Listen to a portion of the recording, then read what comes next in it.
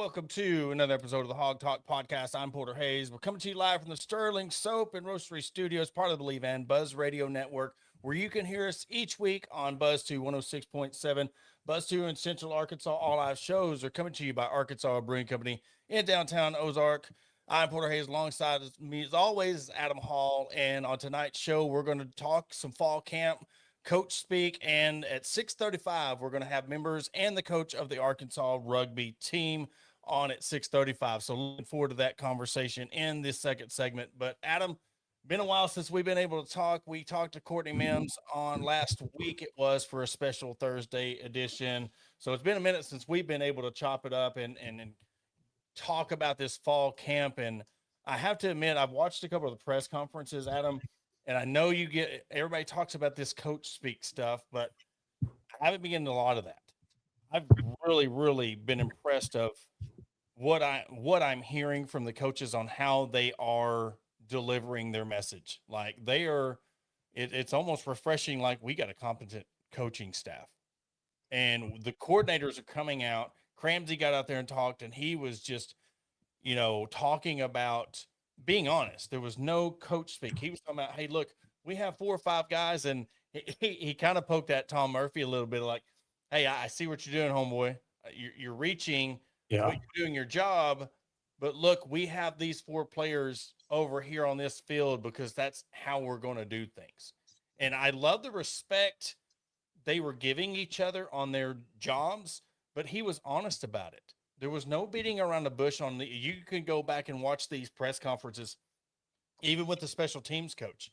There was no beating around the bush. And for Cramsey to sit there and be like, I understand that's last season. We didn't have nothing to do with the turnovers. You could still, since like how he was getting pissed off, it was like he coached last year. Mm-hmm. They were tired of hearing about the fumbles and the turnovers. And he said OTB. He said he wants people going by the stadiums and yelling OTB, own the ball. Like, they're coming up with these ways of, they're not passing the buck. How do we fix that? I was really impressed from what I've heard. And the number one question is going to be, obviously, who's going to be the game one starter. They've given KJ a day, they've given AJ a day. It's kind of gone back and forth. They both have good and bad days from the reports that I've seen from fall camp. So I think it's truly going to probably come down to maybe that week before or so, before we, have that decision. And I get that. I do believe that we do have a much more competent coaching staff. Yes. And this is no shot at Sam Pittman, because we've talked about it before. It just wasn't built to be a head coach. But you've got a coach that'll come up and just answer the questions and not give you a bunch of I don't knows and this, that, and the other. So I don't feel like we're getting coach speak, but essentially I still hold all my my opinions until not even game one, because it's North Alabama. So you really don't know, because what was it, a few years ago? Well, he beat UAPB 72-0 or whatever. We had that one. We had that game in Little Rock that to open up the season against like Western Carolina or some school. I know you're talking about. And we struggled against them. Like, so you never know once you get game one. Now, obviously, game 2, we're going to Utah. Mm-hmm. I believe game 3, you've got Georgia. So you hit it quick. I believe game 4 is Tulsa. So you've really got to get your ducks in a row during the North Alabama game, because you travel to Utah the following week. So you've got a lot to get done between now and September 5th. Yeah. And tell you what, via Bet Saracen, we'll talk about the Bet Saracen app here at the end of the show. But I have to tell you, between Utah and even Georgia, I feel like Arkansas's got a little respect, because I know we're not going to be world beaters, but you're only a 9-point underdog going into the Utah game, and you're only a 15-point underdog. As of right now, the spread's 15 for those games. So if you want to download the Bet Saracen app, use promo code HOG250. If you're a new signee, you'll get $250 in free cash on your first bet wager for that. But you're looking at the lines right now. You're a 40-point favorite against North Alabama. 9-point dog against Utah and a 15-point dog against the Bulldogs. But going back to what you're saying, I've talked to some people. They don't think that the competition is much of a competition. I think they're making it out to be a competition through some of the media just to make it seem like there is. But from what they're seeing, KJ's the guy. But when Cramsey was talking about, he's still got some mistakes. But what I loved out of him was he is expecting perfection. And I know that you're expecting it, whatever, and getting it's going to be two different things. But the fact, if you're coaching him of, I don't care if this is your first year being the Razorback quarterback. I don't care if whatever situation, we want you not to be a good player. We don't want you to be a great player. We're expecting you to be perfect because you're going to have to make these throws that he was talking about. There was an instance where he made a throw where he was like, damn, that was a bad throw, but then ended up getting a 25-yard gain off of it. He's like, you got to go off the results. There's times where I thought I was making a great play call and it didn't work out. I'm going off results opposed to what play call. But he threaded the needle on a throw, and he was talking about that 25. He said it turned into a 25-yard gain. But yet there's times where he's not doing his check down. I wish he would have waited a few more seconds on this read before he went to his second or third read. How, again, this goes back to what you're hearing in the press conferences, how they were explaining things. You're going into these press conferences and coming out like, okay, that makes sense. You're not getting this gibberish. You're not getting stuff of, I don't know. And I think moving forward, and again, guys, I want to preference this just because we're speaking highly on the coaching staff, or we're speaking highly on the Razorbacks or the players, doesn't mean this is going to automatically transition to 6-7 wins. But from what I'm hearing and where I feel like the projection of this program can go, I love what I'm hearing. Talking to a good friend of mine, they just don't think they have the horses in the stables to do it this year. But that doesn't mean that things are going to start moving forward. Well, and like we've talked about, it's do better than 2-10. Yeah. Take a step in the right direction. I'm sticking, in which we'll get into our prediction shows later on. Same with Hog HQ. I'm not coming off my 3-9. I might squeak out a 4-8, depending on, just truly breaking down game by game. But at the same time, as long as you don't go 2-10 or worse, I mean, I look at that as a win. And I think that there's no other way to look at that. There's going to be the folks out there that are more or less going to be butthurt whenever they put out their 6-7 win predictions and it doesn't happen. Now, like you and I have both done before, I've got to eat crow. I'll eat crow. I've done it before. I'll do it again. If Arkansas somehow, pulls together 5 or 6 wins, good on them. I'm going to treat it, like we've talked about before, game by game. Are you a 1-0 team? Are you a 1-1? Just taking it game by game by game rather than, oh, well, I've got them projected as a 7-win team and I'm going to put all those, all my eggs in that basket or whatever. This is a completely new staff. You've got returning players, but in my eyes, it's a completely new team. They don't want to call it a rebuild. It's a rebuild. I don't understand that. Yeah. Whoever is saying that this is not a rebuild, I'm sorry. You cannot sit there and say you have a brand new coaching staff. You have 80 new players. It's a rebuild. It's ignorance. I'm sorry. Whoever wrote that's ignorant to sit there and say this is not a rebuild. You're rebuilding your whole program. What are we talking about? Yeah. But that's where we are. I know I have a sense of who did it. Even they're admitting that they're just reaching for shit now, that they're reaching for things to be like, well, I'm just making stuff up because I'm tired of writing about this, blah, blah, blah. That's unprofessional. Mm-hmm. So if it is who it is, who's writing that, I get it. But what do you expect from that entity? That's what you're going to get from that entity. And like Ty says here, you've got your O-line. You've got to have a great O-line to be able to go through checkdowns. You've got to have an O-line for be able to run. And that's the thing.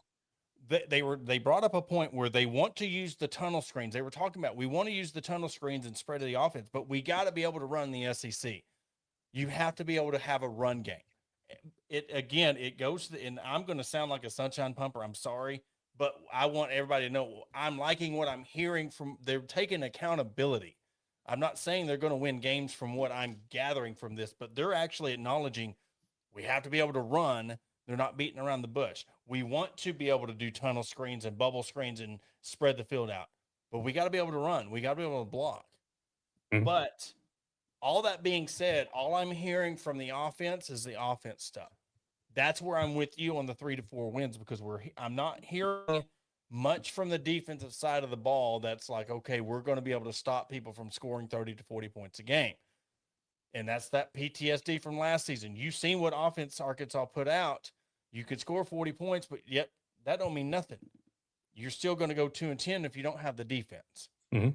You've got to be able to stop people. And that's going to be the biggest issue. And that's what we're going to see September 12th. Because Utah, look, they might have the name Utah, but I'm going to be alarmed if Utah beats them by 20 points or 17 points because they're under a rebuild too. New coach, new players, but then you have Georgia coming in the next week. Yeah, let's go with Tulsa. You're expected to win that. Then you have A&M Tennessee back to back.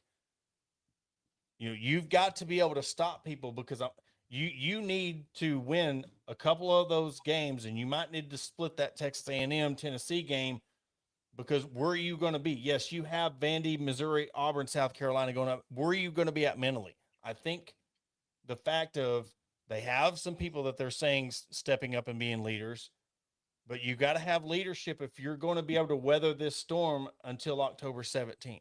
Mm-hmm. If you can weather the storm, but this is year one, Ryan Silverfield. If you can weather the storm and show that you have poise to get through and make the best out of October 10th, those next 4 games, if you can show progress, if you can show leadership, you could take 3 of those 4. And you could, at most, be a 5-win team. I'm saying absolute ceiling for this team is a 5-win team. Oh, absolutely. So yeah, That's definitely. my absolute ceiling because I'm not giving them Missouri until they beat Missouri. I'm not giving them that. But when you look at what Vandy's got, we don't know what they have. Yeah, they have more money and all blah, blah, blah, but I don't know what they have. They barely did enough to get to bowl eligibility with Diego Pavia. Then you have Auburn. We know that that's not a solid.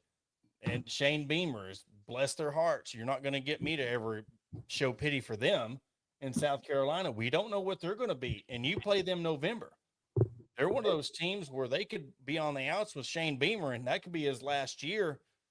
Well, what if Lenore Sellers just kind of cashes out the rest of the season? You got him November instead of September. How much money did he get? Huh? How much money did Lawrence Sellers reportedly get? Like $8 million or something I want like to go that? a couple million. I don't know exactly the number, but I'm talking about if he cashes out. No, I know. I was just wondering. That's a team you want to play in November because if they're on the outs with their coach and he's on the hot seat, and if they're not doing well, yeah, they want their Super Bowls against Clemson, but you're getting them November 14th. There's not much to salvage of the season if they're not good, and they're like, well, Beamer's not coming back. That could be a win. So this, if you want my honest opinion, if there was ever a rebuild, and we're going to call it a rebuild, if there was ever a rebuilding year with a new coach, new players, this schedule is the perfect schedule for that.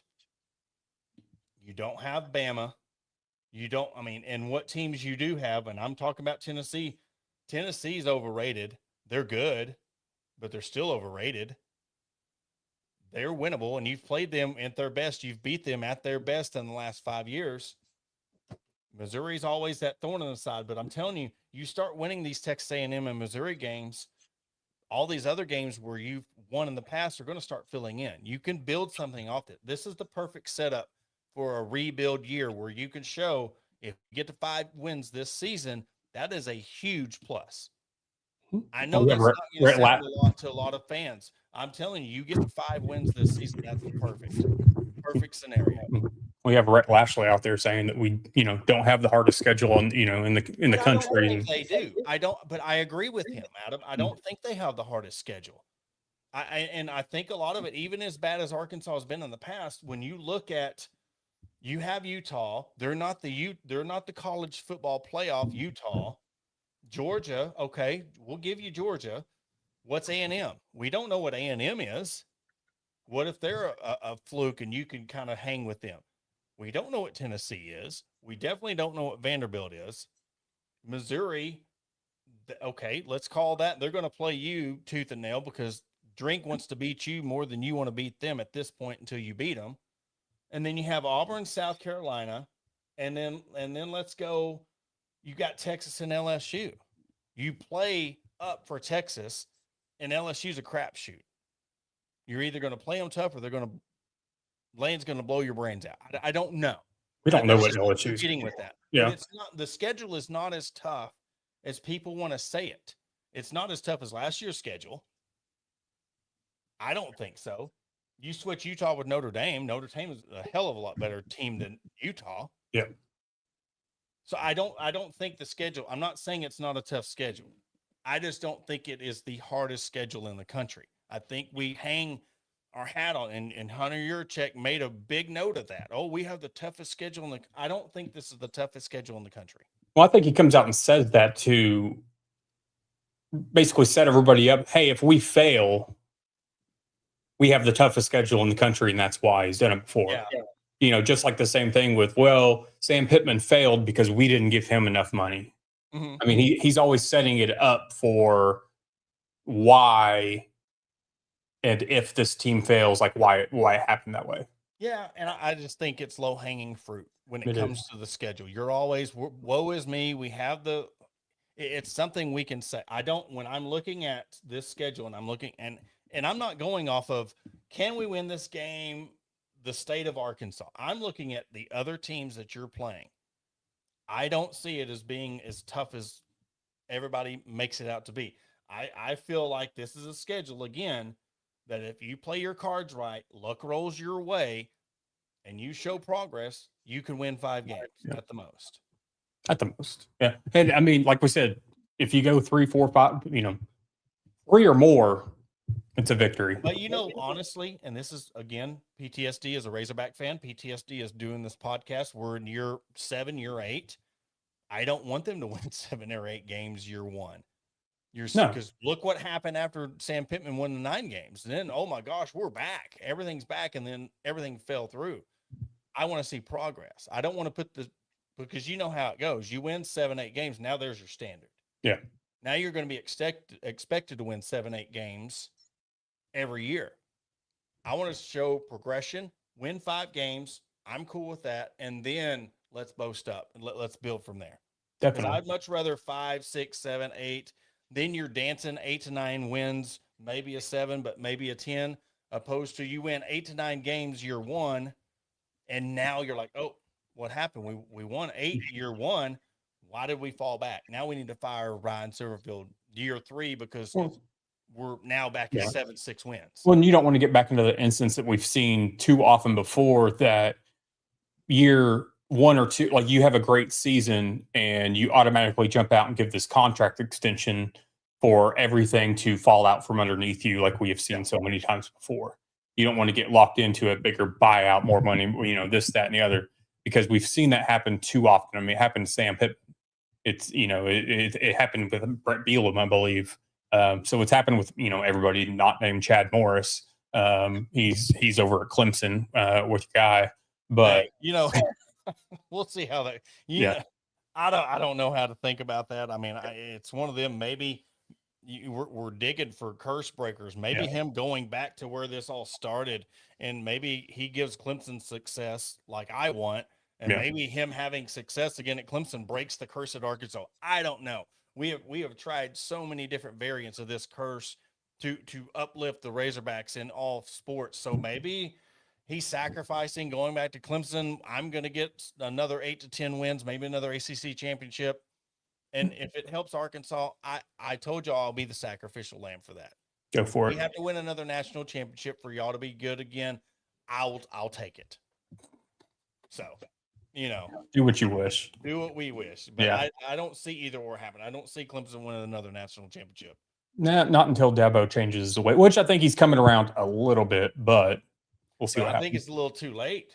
Yeah. I think, but then again, you also got to look at what he's dealing with in the ACC. We all thought North Carolina was going to be a world beater, and that's a crapshoot. You know, what's Miami going to be post Beck? Well, I mean, you have Florida State showing some promise. I mean, you're starting to get how I talk about Arkansas is exactly how I talk about Clemson. They're in that perfect storm where if they're going to rebuild and really take a hold of the ACC again and really take NIL and transfer portal seriously, now's the year to do it. When everybody else, there's not a clear-cut winner in the ACC anymore. You've got to get back on that dominance, because if not, you're going to be mediocre in the ACC again. And I think with this team this season with Arkansas, like I've talked about before with this coaching staff, is how do they put this team in those positions on these one-score games to capitalize and get ahead. And I think that that's how they potentially could get that third, fourth, fifth win, is the coaching staff putting them in the position to capitalize on those moments to get ahead in those one-score games, because we saw so many fall away from Arkansas last season. So it's how we progressed in that sense. And the fact is, if you don't turn the ball over, Mhm. you win 2 of these games. That is going to, one, build your confidence. And you talk about the fans. You want the fans on your side. You win a couple of, so let's just look at, even if it is the Tulsa game, you squeak that one out and you don't turn the ball over and you score late to beat Tulsa. Or if you score late to beat Vanderbilt, or if you score late to beat Auburn, if you score late and you do not turn the ball over, you're not doing the Charlie Brown with the football anymore. You're like, okay, we're changing our tune here. We're winning these games instead of losing. And no offense to Memphis, we can't say anything about Memphis because, one, we got the coach and we lost to him last year. But if you win a game like Tulsa or Vandy or Auburn, and you're changing how you're winning games and not losing games, that's the confidence that you need. Now we know how to win these games. You know, you're building that foundation. Okay, we know how to win these games. Let's build from that. Now we're expected to win those games. We're winning games that we're expected to win. Now let's go upset LSU. Let's go upset a Texas. Let's go upset a Texas A&M. Let's get that monkey off our back. And that's the level that this program needs to look at. Build your foundation, work on your turnovers. Yeah, definitely. Then you work on Texas A&M and the Missouri aspect of beating them, and then go from there. If they can do that, hell, do it all in 1 year. But if they can do that, then we know this program's going in the right direction. Definitely. All right, what we're going to do, we're going to take a quick commercial break. After the break, we have a treat for y'all guys. We have the head coach of the Arkansas rugby team. We had him on a couple years ago. We didn't get to him last year, but we're going to have a couple of the players on, and Lance Cummings, the head coach of Arkansas rugby, coming on after the break. We'll catch you then. Searching for premium brewing products that will take your daily routine to the next level? Look no further than Sterling Soap Company. Our handmade soaps, aftershaves, and balms are made with only the finest ingredients that give you the ultimate grooming experience. With a variety of scents to choose from, there's something for everyone.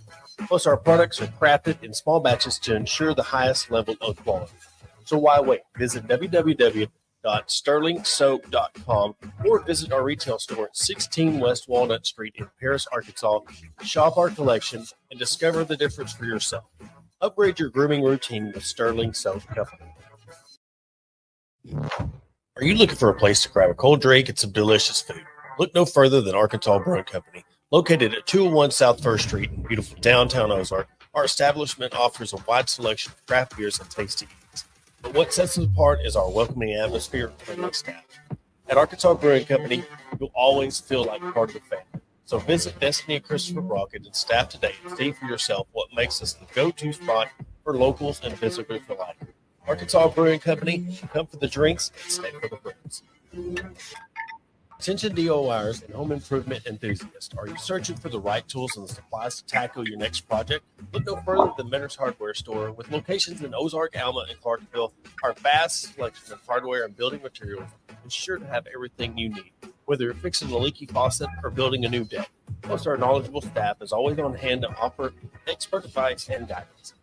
And with our competitive prices and convenient online ordering, Mentor's Hardware Store is your one-stop shop for all your DIY needs. Visit us today and let's build something amazing together.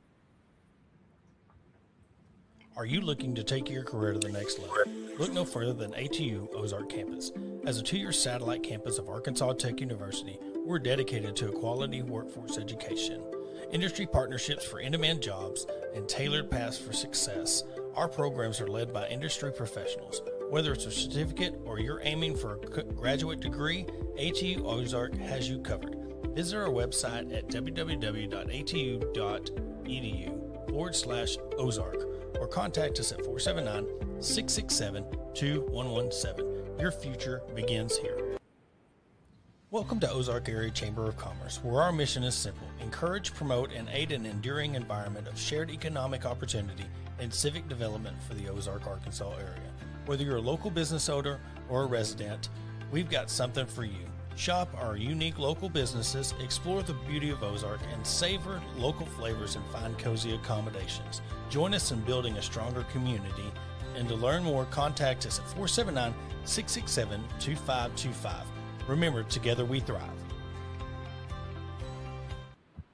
And I want to welcome you back to the Hog Talk podcast. We got a full house tonight. We have Lance Cummings, the head coach of the Arkansas men's rugby team, and some players with us. So, Lance, been a couple of years. I told Adam before the break we didn't get you on last year, which I apologize for that, but we got you on this year, and we got some of the players on. So, I guess just for those who don't know, just catch us up to speed with the team and announce your players, and we'll start doing some roundtable questions for them. No, sounds great.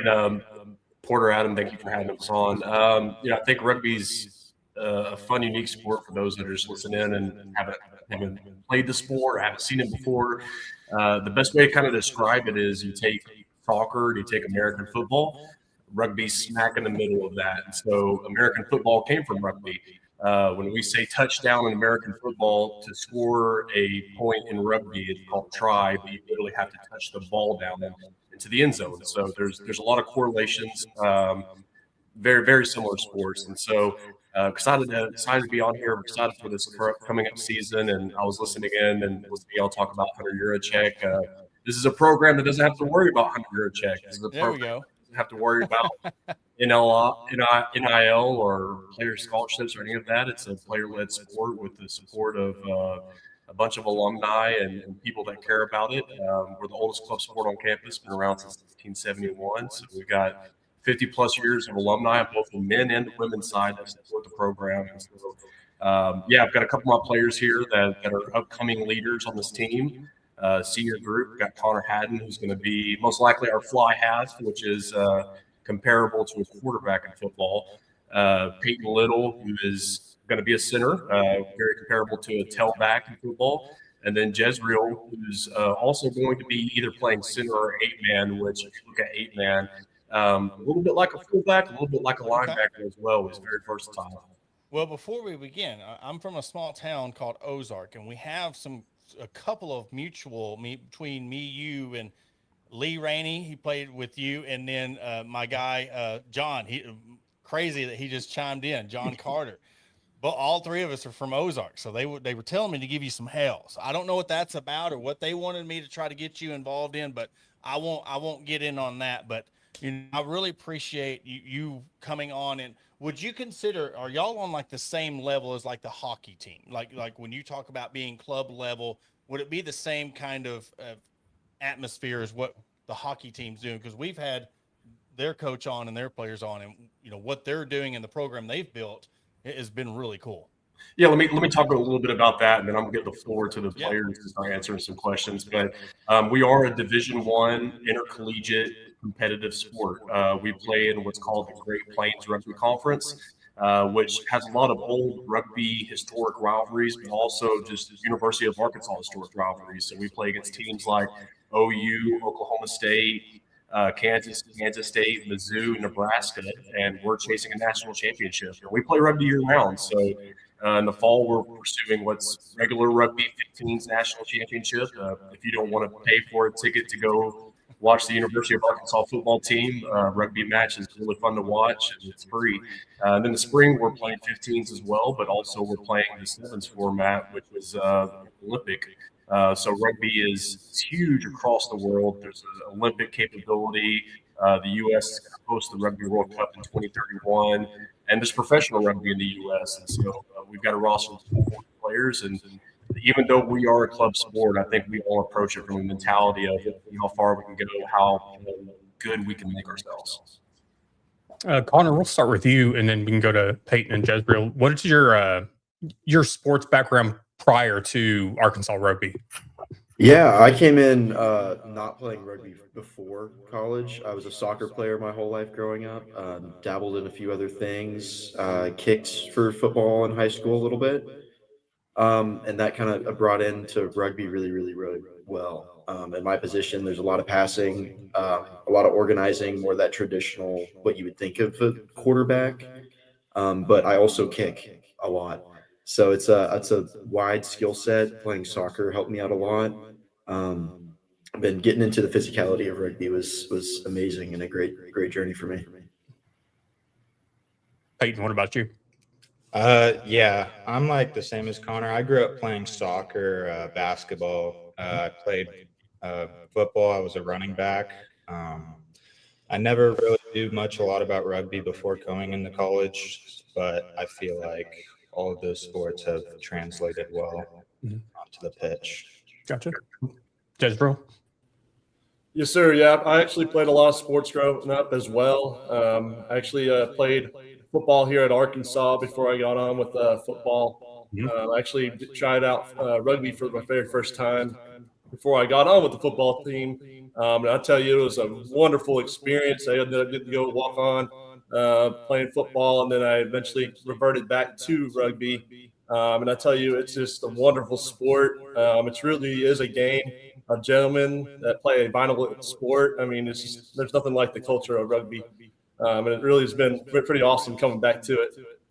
All right, guys, a question. We'll start with Connor and we'll go back around. All right, so all of you have soccer backgrounds. So we're talking about no pads. What was it like the first time you just got rocked with no pads on? You're like, okay, this is real. What we see on TV or what we see on the film, when you really stepped on the pitch and you got rocked, what was the feeling like when you're like, okay, there's no pads here, and I'm not getting a red card. I'm actually getting to hit somebody. Yeah, no, it's crazy. That kind of the first time you step on that pitch, it's just the adrenaline. It's completely different than any other sport I've played. You know, there's cleats flying around, there's everything flying around, and you have to, decide if you're going to be a man that day or not. And that's kind of where it went for me. But it's it's a tough sport, but it's that feeling that you get when you're on the field is unmatched. You're not thinking about that most of the time. You're just out there playing. Peyton? Yeah, I had got my bell rung a couple times, playing football, but it's a little different in rugby. I feel like the tackling is a lot more form focused. There's not a lot of just high hits. You kind of have to hit lower and wrap up. But yeah, like Connor said, I mean, the adrenaline just pushes you through it, and it's great. I've gotten stitches and staples in my head from rugby, so it's different without a helmet and pads on, but I love it. Jezreel? Yeah, so like all the guys were saying, I mean, rugby is a physical sport. I mean, it's one of those things that you can pop your shoulder out, you can split your nose, but you're going to get back in the fight. I mean, personally, coming from like American football or collegiate football, I mean, you just run the ball the exact same way, and you'll be all right. I mean, it's a man's sport, but it's one of those ones that, it's totally worth doing, and there's no other one like it. Yeah, and this is for Lance. So you've been involved in rugby. You know what it's like. So when you get these kids that come out and try out, and they're like, oh, I played a little soccer. I could do this. And it goes back to that question. That first time you just see them just get rocked. It's almost like you're running a triple option based with no pads when you're watching this rugby. So what is it like for you, for those kids that come on, like they come in and are like, okay, no problem, I got this. And you just watch them just get a little taste of what real rugby's like. You dish some and you get it back. The biggest guys on the field have all gotten rocked. The smallest guys have gotten rocked. Funny enough, some of the best rugby players I've ever played with in my life have been 5'4", 5'5", above 50 wet. And it's all technique and form. It's removing There's a lot of toxicity, I think, in American football with approaching contact from like, oh, I've got to be aggressive and mean and mad. And they remove the form and the technique from it. And, if you look at wrestling, that's how we remove fear is exposure to repetition and exposure to that technique. And so that's what we do with a lot of the new players is I'm not trying to make you a super ego maniac man. I'm trying to teach you how to do proper technique, how your body works in the contact, how you can make this really big guy fall in his face and we can get the ball back. And that's all repetition and proper technique. Go around again, I guess, with the guys. Coming up, I believe this week, Monday through Friday, y'all have, there's going to be the tryouts at Camp Red Week. I believe that's at the Grove in Lowell. What advice would you give to prospective players coming in to try out? And Connor, we'll start with you. Yeah, open mind. Most people don't. It can be extremely overwhelming at first, but once you contextualize that most of the players that go on to be all conference and nationally ranked players are guys that didn't play when they started college. So it's open minds. Just ask questions, keep learning, and yeah, most of the time it's just be an athlete. Gotcha. Peyton, what about you? I'd say drink water. It's going to be pretty hot next week, so Hydrate. we don't want any guys passing out or anything. But no, just show a lot of effort. The coaches and older guys see effort, and there is a learning curve, but that can come later. Just play hard and do your thing. Jezreel? Yes, biggest thing I think come with an awesome attitude, awesome effort. The biggest thing that Coach Lance has been really instilling us since he's been getting this program rolling is having the mindset of a champion. And I think those two biggest things, coming with a great attitude, great effort, it kind of just shows you and all the other guys what you're about. That's the best way to come into any program. So that's what I'd say. And this one, we'll start with Jezreel and we'll go back around even to Lance will end with you. Okay, the fact that you're coming to Arkansas and you've had a little soccer, you've had some high school, but what's the feeling like of knowing that in some way you can represent the University of Arkansas and you can play Missouri, you can play OU, you can really have an effect on and be a part of sports, whether if it's club level or not? Because we've asked this of the hockey player.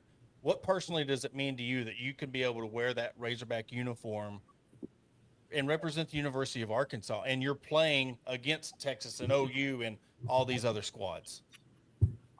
Absolutely. It's a huge deal. Honestly, you get to play a lot of your rival schools like Missouri and Oklahoma. We actually had a really unique opportunity last spring. We did get to go represent overseas, and we played the Cayman Island national team.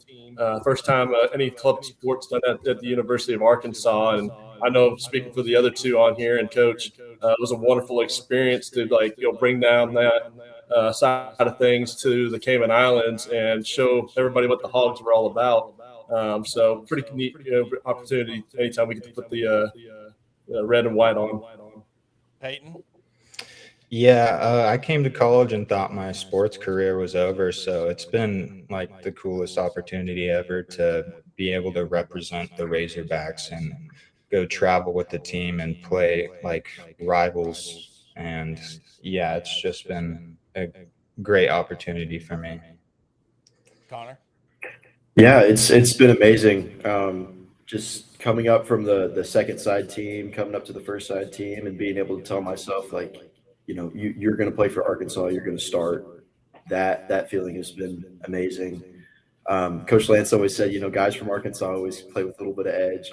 Guys from Little Rock came up here to play and grew up with the Hogs around me, and it's not something I was expecting, and it's been amazing. And Lance, watching this program grow, being able to every year after year be able to build this program, like you said, the longest program at the U of A, but it's on a level now where you're playing against legit competition year after year, and you can give these guys, you're walking into a living room or you're talking to these guys, whether they come to tryouts, that thought their luck was going to be with intramurals, and you can give them an outlet. So you're talking about chip on your. Connor said it perfectly. When you're talking about being a Razorback, it seems like your Grant Morgans, they've always had that chip on their shoulder but you can have a team full of those guys who, one, thought their career was over or we're going to go play in the intramural field. They can have a true purpose and play Arkansas rugby. No, absolutely, and I would be forsaken if I didn't give a lot of credit to the basis of our program to Coach Warren Fife. He was my predecessor. He's been coached since 2007. Brought it from kind of a social club to a formal, we're competing intercollegiate. So I've just been building off of the structure and program that he left us with. But Connor stole my thunder a little bit. I thoroughly believe that no one would play as hard with a Razorback on their chest than an Arkansas will. And Jez and Peyton are both Texans, probably smiling over there. I was born and raised in Little Rock. I was a high performance rugby player in high school. I got, there's people playing rugby in high school that we recruit. I got recruited by a lot of schools outside of the state, but I decided at the end of the day, I was born and raised a Razorback. I want to go be a Razorback. And so, that's kind of the challenge that we're looking at as well as part of being the Arkansas Razorbacks program is how do we bring the rest of the state with us? How do we build up youth rugby, high school rugby? And we've got quite a few players coming in that are freshmen this year that are crossover athletes we've already identified, but we've got to build our own in-state pipelines as well. Coach, we got a question here from the audience. What's the best way to get more involved in Arkansas rugby with it being a club sport, and then where can people watch? Oh, really good question. So the best way to get involved with it as a club sport, two mechanisms. You can donate directly to the club if you want to send us some money, because once again, there's no NIL. There's no significant financial support from the university. So these guys are funding it. Our alumni are funding it, and people that care are funding it. We have an Arkansas Rugby Foundation that's made up of all of our alumni. That's a great mechanism to get engaged with not only the school, but rugby community as a whole. We have men's rugby going on, women's rugby going on, high school youth. So a lot of rugby happening. All of our matches are streamed and recorded. So we stream all of our matches on an app called VO Live.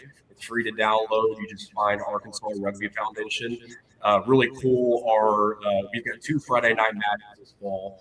One on September 4th and one on October 30th. The October 30th one is against OU at home, and that's actually going to get a full production broadcast by our rugby organization, National Collegiate Rugby, and that'll be on YouTube. That's going to be super cool.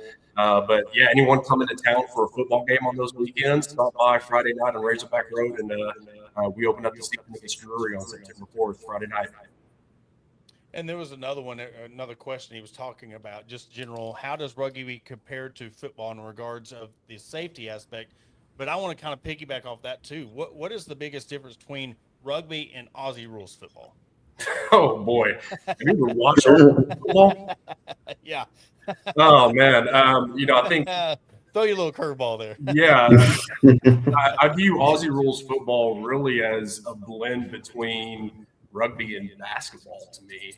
There's no meters gained, meters lost. Everything's fluid around this kind of oval-shaped pitch. And then you're kicking into a goal. So you can tell I've definitely been up at 2 a.m. and watched CBS Sports. You know what I'm saying? It's a lot of fun to watch, but rugby is more linear in how you progress down the field, territorial. When you actually can watch rugby and understand it, there's phases within play, and you can directly kind of correlate that to first through fourth down football and decision making and where you're at in the field. So a lot of correlations. I think from a safety aspect, those that actually get involved in the sport of rugby understand that it's not just a big game to kill, man. There's a lot of structure. There's a lot of identification for how your body works, how you go into contact, the correct way to go into contact. So I think you find there's actually per capita less injuries in rugby than there are in football. Safety comes first for all of that, for how we go into contact and how we carry the ball. Hey guys, well, I guess we'll just finish up one last question with the players. Just what are you looking forward to most this season? If this is your first time getting out there really competing for the University of Arkansas, we'll start with Connor and go around the horn. What are you looking forward to the most out of this season and really getting that taste of collegiate athletics? Yeah, I'm really excited. I was a guy who tore my ACL last season, right before the season started, and had to sit out the whole year. So man, I'm just so ready to just go play. Don't care who it's against at this point. I'm just ready to go put on the jersey and hit the ground running. Peyton? Yeah, I'm playing a new position this year, so I'm excited to get out into the back line. And overall, I'm just excited to see what team we put together. We had a lot of seniors graduate last year, so we got some new guys that are hungry and ready to get out there on the pitch. So I'm excited for that. Jezreel? Yeah, I'm looking forward to seeing like what we can do as a team. Biggest thing, just going out there competing together, and then honestly, just excited to see what God can do through all of us with all of our gifts and talents, and how we can just spread that throughout our communities and through the game of rugby. So. Yeah, and Lance, just a season outlook, how does this team stack up against the competition? What are you looking for, really competing and getting to that national level and trying to win the national championship? We're close. And so Peyton said we graduated a lot of seniors. We have a really large upperclassmen group that's coming up. And so I feel very confident about our group. Our three toughest matches in the conference last season were all away. They were all one try, which is a touchdown match at some point in that second half. So we were right there on the cusp.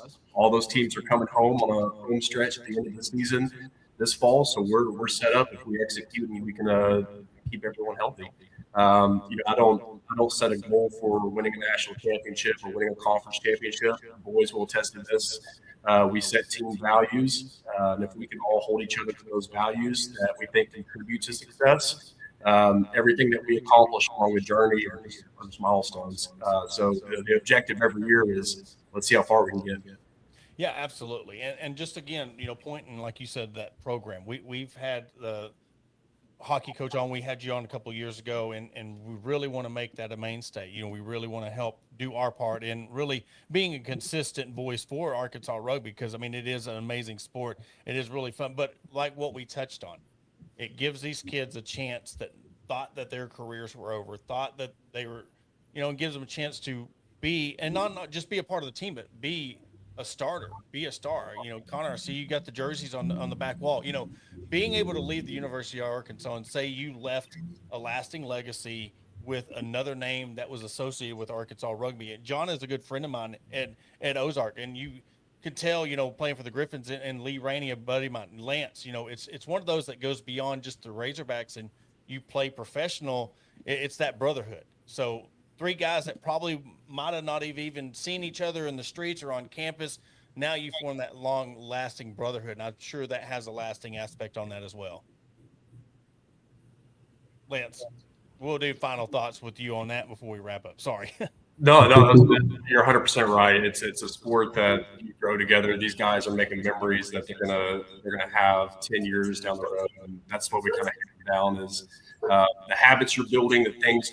It's more than just being involved in the sport. It's speaking for Jez and Peyton. They're from Texas. They're far removed from their support groups.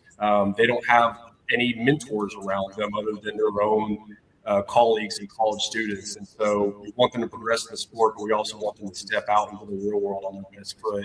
And things that they're doing right now become habits that transfer out to the real world. And so we're surrounding them with a community of not only college players, but men's level players, high school players that are all trying to better themselves and become really good rugby players and create a community. And that even goes against the guys you play against. When I was a men's league player, we played against Wichita for the last decade, and we celebrate the things that they do. We know them all. We sweat and bled and cried with every single one of them for an 80-minute period at some point. So it's a beautiful sport, beautiful community, beautiful culture, and I'm honored to help these guys get used to it. And where can the fans go to keep up where the games are, home games, where you play them? Like, how can they follow you on social media? Like, where can they get the scores up to date? Any information you can give the fans on where to watch y'all play on your home games and how to keep track of y'all on the away games. Of course, for those who are listening, we're going to do our best to really keep up with the scores and post where the games are being played. So make sure you're checking in with the Hog Talk on upcoming games. But Lance, just tell us where exactly on campus is your games and how they can track that. Yeah, so one, it's super easy to follow us on social media. It's just Arkansas Rugby on Facebook and on Instagram. There's also a women's team if you want to watch some collegiate women's rugby. As far as where we play on campus, we play at the UREC Sports Complex, which is right on Razorback Road. Everyone kind of knows it as the intramural field, but we have legitimate rugby posts that we put up, and it's a great environment on Friday night matches. Our Saturday matches this fall will be at Walker Park in Fayetteville. We prefer to play on grass than turf. Hitting the ground on grass is a little bit softer. Yeah. But yeah, and then also, we're having our training camp at the Grove, so I would also be dishonored if I did not get a plug to the Grove Entertainment Complex and the Goat Lab Brewery. Bill Adams is doing great things up there in Lowell, and it's a great sponsor of the rugby community as a whole. Well, I really appreciate y'all coming on and taking the time out of your day. Good luck to y'all. We'll definitely be following along. And I told Lance, I said, you see behind me, I got a bunch of Arkansas stuff. I need to add some rugby, whether it be a rugby ball or jersey. I got to add it to the studio. So if you can hook me up with that, that'd be awesome. I'm going to text you right after this. All right. Sounds good, man. Well, y'all have a good evening. And we really, again, appreciate y'all coming on. Thanks for having us. Thank you. Thank you.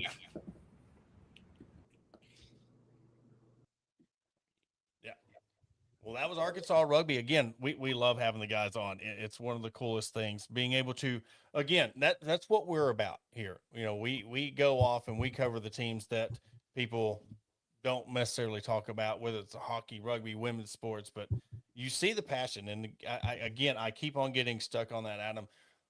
We were competitors. We played high school sports. And the fact that you go to college and you're just thinking you're just going to be another person on the college campus, and the fact that you go up and you're like, well, wait, you mean I can play a sport, one that I've never played before, but yet be a part of the Razorbacks and be Arkansas Rugby? I think that's got to be something that you'll remember the rest of your life. If you're willing to pivot and change some things up, 100%. Yeah. You go and think I'm going to do this. Then I've got rugby here. I've got hockey. Not necessarily. Hockey's a little bit different element, because if you can't ice skate, then you're you're SOL there. But I mean, I could just imagine being 18. If I was 18 and you go up to the U of A and you're like, oh, I can go play rugby, and yeah, you're not wearing pads, but yet you're 18, 19 years old. You can still handle I couldn't go up there at 44, 45 years old and try to go do that. There ain't no way in hell. But it just, you could see talking to the guys, they really enjoyed being able to go up there and, transitioning for soccer and giving it a go, but being successful.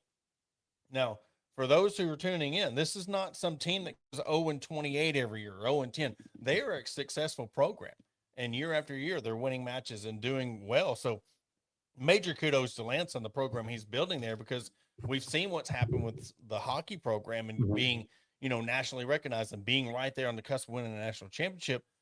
Arkansas Rugby is right there on the cusp too of being nationally recognized and making a serious push for a national championship.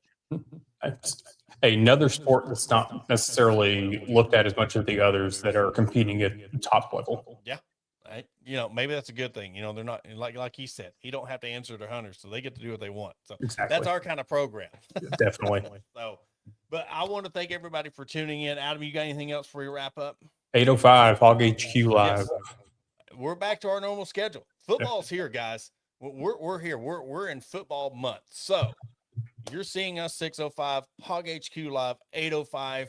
You're going to get the Hog Talk. You're going to get Hog HQ Live every Sunday, double dose of Hog Talk HQ Live. We are ready, and the excitement's here. And I'm glad we had the rugby. Get you pumped up, get you ready to go, because no pads, you're ready to run through a wall. So definitely. Thank you, everybody, for tuning in. For Adam Hall, I'm Porter Hayes, and come back at 8:05 Hog HQ Live. Other than that, we will catch you next Sunday.